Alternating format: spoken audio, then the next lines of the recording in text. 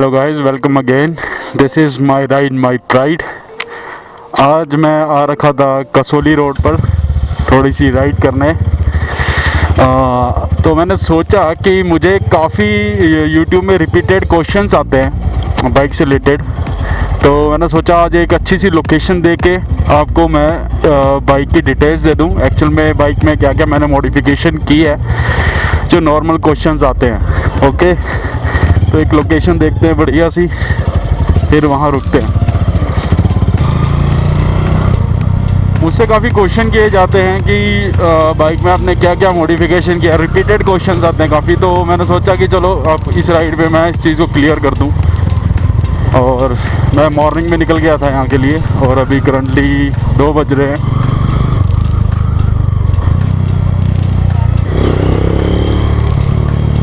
एक अच्छी सी लोकेशन देखते हैं जहाँ पे कोई डिस्टर्ब ना करे, क्योंकि यहाँ पे गाड़ियाँ बहुत आ रही है इस टाइम, क्योंकि सभी कसौली की तरफ जा रहे हैं। मैं काफ़ी टाइम कसौली गया हूँ तो मेरा मन नहीं है जाने का।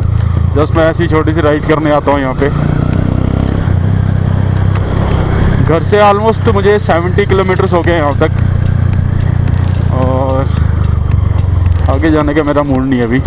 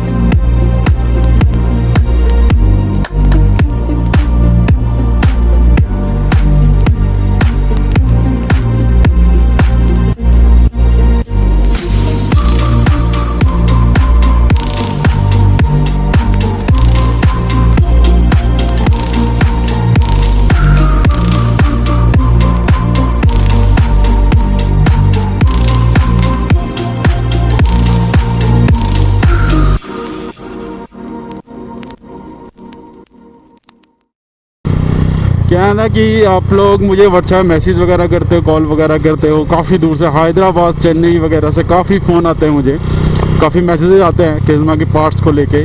और वो मुझे फ़ोन करके बोलते हैं कि मुझे फ्रंट वाइज़र चाहिए वगैरह वगैरह चाहिए।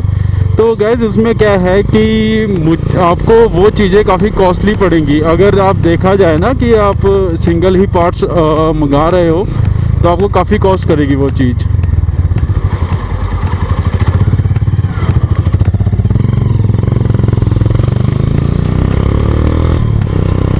कुछ ना कुछ होता ही रहता है यहाँ पे। और गाइस ऐसा है जैसे आपको फिर भी कोई प्रॉब्लम आती है इस वीडियो के बाद कि यार मुझे ये चीज़ समझ नहीं आई, तो आप कमेंट करना, एक जेन्युइन सा कमेंट करना जिसका आंसर मैं दे पाऊँ।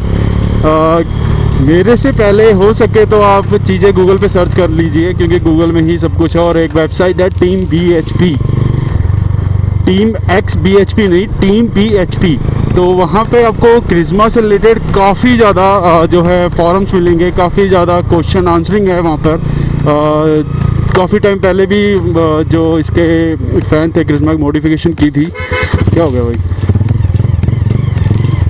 जगह नहीं है, जगह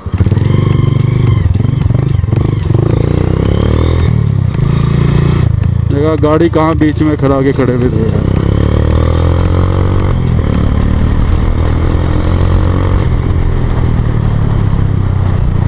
कहीं पे भी फ़ोटोशूट करते हैं लेकिन बनता भी है यार, काफ़ी दूर से लोग आते हैं। तो सच बताऊं, जितनी मॉडिफिकेशन इस बाइक में मैंने की है ना, वो मेरे लिए काफ़ी हेल्पफुल है मुझे, क्योंकि मैं इसीलिए ही इसकी टेस्टिंग के लिए आता हूँ। एक्चुअली मैं आपको सच बताऊं, इसकी टेस्टिंग के लिए ही आता हूँ कि यहाँ पे कैसा परफॉर्म कर रही है। लेकिन बहुत बढ़िया, मतलब फील नहीं होता है कि इस बाइक को 11 साल हो गए हैं, बिल्कुल भी नहीं। कुछ चीज़ें हैं इसमें मुझे जो अभी भी मॉडिफिकेशन करनी है, वो मैं करूँगा। एक ही सेम टाइम पे ही करते हैं कि ये नहीं कि धीरे धीरे जैसे मुझे पार्ट्स वगैरह इसके मिलते हैं तो हो सके तो मैं उस चीज़ को इसमें यूज़ करूँगा। ZMR का भी सोच रहा हूँ। अच्छा, मैंने सोचा था कि मैं इसमें इसको ऑयल कूल बनाऊंगा, ZMR के जो ऑयल कूलर सिस्टम होता है उसको लेकर, लेकिन उसमें एक इशू है। अगर सपोज़ करो कि हम राइड पे जाते हैं और बाइक गिर जाती है तो उसमें काफ़ी प्रॉब्लम आती है। जो उसकी ऑयल पाइप होती है वो टूट सकती है, रेडिएटर में होल हो सकता है वगैरह वगैरह। ये एक प्रॉब्लम है उसके साथ। ये जो क्रिज़्मा आ रहा है ये एयर कूल्ड है, तो आपको पता ही है कि एयर कूल्ड में तो कुछ ऐसी टेक्नोलॉजी नहीं होती है, मैकेनिज़्म कोई भी ऐसा नहीं होता जिसमें ऑयल हो और अपना जो फ्यूल कूलेंट वाला सिस्टम हो। सो ये चीज़ें ठीक रहती है कुछ बाइकों के लिए जिसके एसेसरीज़ वगैरह इजीली अवेलेबल हो जाती है। अगर वो रेडिएटर राइड में अगर टूट जाता है या कुछ हो जाता है तो कोई चांस नहीं है उसका मिलने का कि हमें वो चीज़ मिले, है ना। तो मैं सोच रहा हूँ शायद मैं उसको ना यूज़ करूँ। इसमें इसका बेनिफिट तो काफ़ी था कि जो ऑयल है उसका टेम्परेचर, एक जो बाइक का टेम्परेचर होता है ऑयल का, उसी पे ही लेवल पे ही रहता है वो। बट उसके कई डाउन साइड भी हैं, क्योंकि अगर वो पार्ट एक बार टूट गया तो मिलना मुश्किल है ऑन राइड। हीरो के जो केयर है वहाँ पे भी नहीं मिलेगा, ये भी गारंटीड बात है। वो भी कहते हैं कि हम इसको इतने टाइम पे मंगाएंगे उतने टाइम पे मंगाएंगे, बट नहीं। सो उसको हम स्किप करते हैं। बाकी चीज़ें ऑलमोस्ट मैंने इसे मॉडिफाई कर ही ली हैं। ओके, तो काफ़ी नीचे आ गया हूँ मैं। आपके साथ बातें करते करते मैंने शायद लोकेशन भी छोड़ दी, मैंने एक आते हुए देखी थी, चलो फिर भी।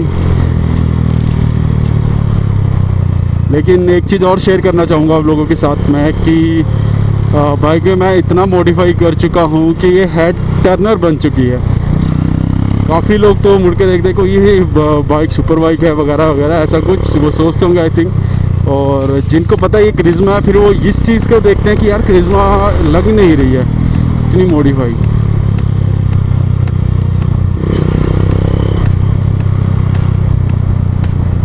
सो इन फ्यूचर मॉडिफिकेशन बता दूँ इस बाइक में कि इसको हम बनाएंगे एडवेंचर बाइक। फिलहाल तो अभी है, बट इससे और बनाएंगे। जैसे कि आप लोगों को पता है मैंने CBG के जो हैं शॉकर्स यूज़ किए हैं इसमें, तो उसकी हाइट एक आई थिंक हाफ या 1 इंच है क्रिज़्मा से, तो काफ़ी अच्छी हाइट प्रोवाइड करते हैं। लेकिन हमें थोड़ी और हाइट चाहिए। और शॉकर्स जो इसके नाइट्रॉक्स है, गैस वाले शॉकर्स हैं, उसको हम रिफ़िल करवाएंगे, क्योंकि बहुत लोग कहते हैं कि ये चीज़ जो है आपके जो शॉकर होते हैं नाइट्रॉक्स वाले जो इसके CRS के हैं इसमें, कि वो रिपेयर नहीं होते, आपको नया ही डलवाना पड़ता है। ऐसा नहीं होता है, इसको भी हम रिपेयर कर सकते हैं, करवा सकते हैं, सॉरी। तो बस बहुत ज़्यादा मज़ा आ रहा है मुझे इस शॉर्ट राइड पे। बाइक बहुत बहुत बहुत बढ़िया परफॉर्म कर रही है।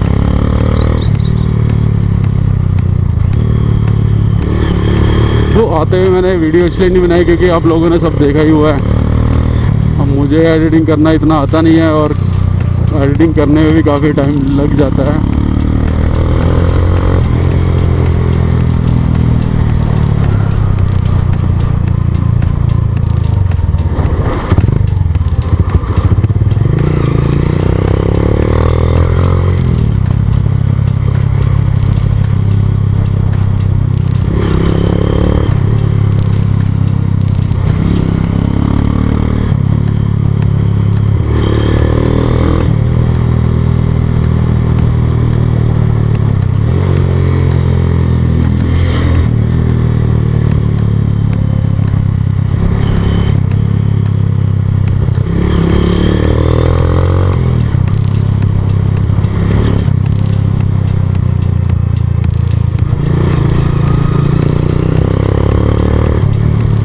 अच्छा, कुछ लोग क्वेश्चन मुझे ये करते हैं क्रिज़्मा को लेके कि ये मॉडल मिल रहा है, इतनी 1000 किलोमीटर चली है, ले लें। ऐसा कुछ नहीं होता गाइस, कितना भी किलोमीटर चलाओ, बाइक का जो सामान होता है इतना कॉस्टली नहीं होता है।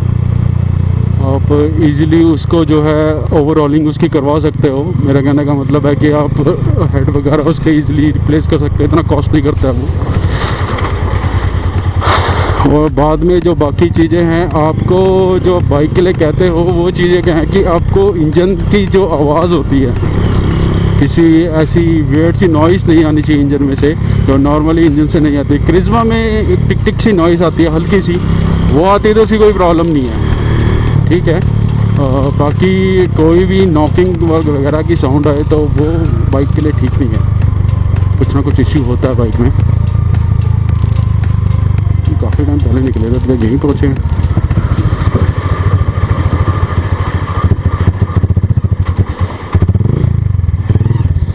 किधर जाने का भाई। जो क्रिज्मा बाइक है, जैसे आपको पता ही है कि ये बहुत अच्छी टूरर बाइक है। जैसे ये जिस टाइम ये लॉन्च हुई थी तो ये टूरर बाइक एक तरह से नहीं मानते थे लोग, क्योंकि उस टाइम काफ़ी स्पोर्ट्स बाइक में काउंट होती थी, लेकिन अभी भी काफ़ी अच्छी टूरर बाइक है। एज़ कंपेयर करूँ अगर मैं हिमालयन से, डोमिनर से, वो अभी लेटेस्ट जनरेशन की जो बाइक्स हैं उनमें भी स्टिल प्रॉब्लम आती है। हिमालयन में काफ़ी प्रॉब्लम आती है, और जो आपका डोमिनर है उसमें गेयरिंग का इशू भी आता है। होप कि उन्होंने ठीक कर दिया हो। और बहुत सी चीज़ें ऐसी है जो उसी में ही काफ़ी पाई जाती हैं। आपकी जो न्यू जनरेशन बाइक्स है कुछ ना कुछ इश्यूज़ आ रहे हैं, BS6 आ रहा है वगैरह वगैरह। अब ये एक रॉ पावर बाइक है क्रिज्मा। मैं इसलिए नहीं कह रहा हूँ कि मेरे पास ये बाइक है तो ऐसा तो मैं नहीं कह रहा हूँ, बट ये एक रॉ पावर बाइक है। फॉर एग्ज़ाम्पल आपको मैं एक बाइक का और नाम बताता हूँ, यामाहा R1, जो फर्स्ट जनरेशन बाइक थी इसकी, फर्स्ट और सेकंड आई थिंक।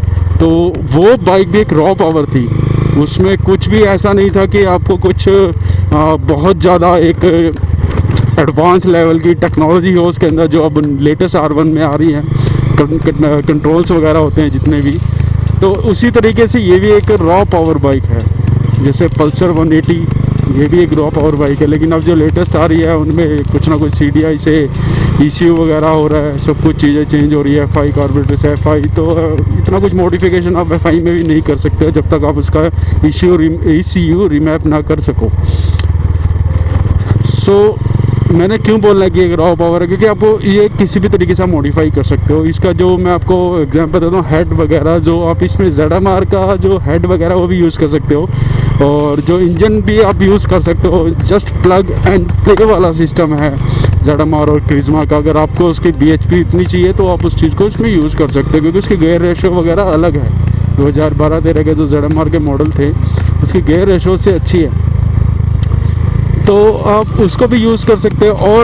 और भी काफ़ी चीज़ें जो आप इसमें मॉडिफाई कर सकते हो। इसमें देखो मैं काफ़ी टाइम से चला रहा हूँ, इसमें कोई थकावट कुछ नहीं हो रहा है मुझे, काफ़ी कोई भी टाइटनेस वगैरह मुझे फील नहीं हो रही है कि मुझे रुकना चाहिए वगैरह। बहुत मज़े में चल रही है। और कुछ अब उनसे क्वेश्चन है मेरा, जो लोग मुझे कहते हैं कि यार चलो आप मुझे क्रिज्मा 2014 का जो मॉडल 12 का मॉडल है वो दे दो। मैं उसके पार्ट कहाँ से दूँ यार, वो हीरो के पास नहीं अवेलेबल है, क्योंकि बाइक इतना चला नहीं, तो उसके पार्ट्स भी नहीं होंगे, है ना। तो उसके लिए मैं इनको क्या कहता हूँ कि आप हो सके तो उसको क्रिज्मा R में कन्वर्ट कर दोगे। क्रिज्मा ZMR पुराना मॉडल है, उसके भी पार्ट्स नहीं मिलते हैं ओरिजिनल। डुप्लीकेट फिर भी आपको चांस है कि मिल जाए, बट ओरिजिनल नहीं मिलता है ना। तो ऐसा है कि आप जो क्रिज्मा आपकी 2014 है, अगर आप उसको रखना चाहते हो, साथ में उसकी फ्रंट फेयरिंग में कुछ डैमेज आ गया वगैरह वगैरह कुछ भी, तो आप इजीली इसकी जो बाइक, ये जो क्रिज्मा R बाइक है जो मेरे पास है, इसकी फेयरिंग भी इसमें लगा सकते हो। इंडिया तो जुगाड़ के लिए माना जाता है, तो जुगाड़ कराओ यार। इसकी जो माउंटिंग्स वगैरह होती हैं, जो फेयरिंग अंदर के जो पार्ट्स होते हैं वो यूज़ करो। बस यही एक ऑप्शन बनता है। बाकी तो जो राइडर है उसी के ऊपर डिपेंड करता है कि उसने उस बाइक को रखना है कि नहीं। बातें काफ़ी होगी यार, बट एक लोकेशन नहीं मिल रही कोई भी, क्योंकि यहाँ ट्रैफिक आ ही जा रहा है। काफ़ी नीचे के आ गए हम तो।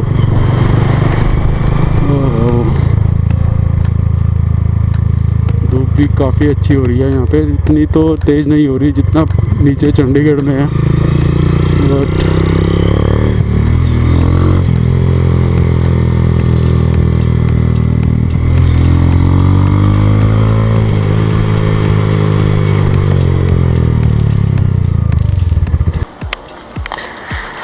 गाइस अभी मैं नीचे से आया हूँ, जहाँ आपको गाड़ियाँ दिख रही है। मुझे ऊपर लगता है कि शांति होगी, और नीचे से आया हूँ। ये जो रोड है आई थिंक बन रही है अभी, देखते हैं क्या है इसमें आगे।